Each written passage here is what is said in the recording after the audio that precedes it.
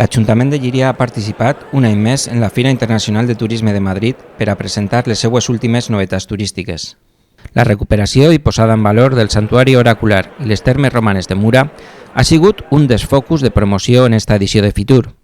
A més, Turisme Llíria va revelar un avanç de l'audiovisual El gran sueño de Tano de Nigrino, que servirà per a reforçar la interpretació d'este conjunt arquitectònic del segle I per als seus potencials visitants. ¿Te atreves a descubrirla? Llíria també arribava al certamen turístic amb el reconeixement de Ciutat Creativa de la Música per la UNESCO.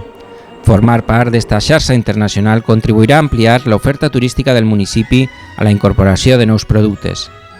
D'esta manera presentava a Fitur 2020 estos dos recursos turístics de primer ordre, als quals se sumava també l'aposta pel turisme esportiu, en la celebració de grans esdeveniments com el preolímpic d'handbol femení. Fa que des de Llíria compartir aquest espai, nosaltres, Ciutat Creativa de la Música, en les termes recentment rehabilitades i posades ja en valor per a que puguen ser visitades des de gener, en el potencial que té el turisme al voltant de l'esport, hem pogut presentar també que Llíria acollirà el que és el preolímpic i el Mundial d'handbol l'any que ve.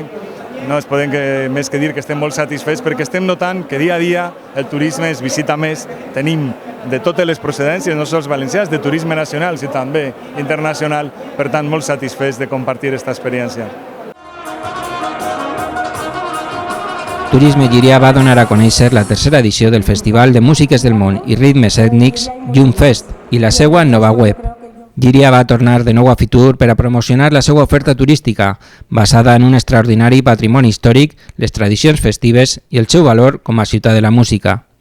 Este últim aspecte va estar representat pel grup de danses i rondalla Altosal, que va actuar a la fira per a mostrar al món la música i els balls tradicionals valencians.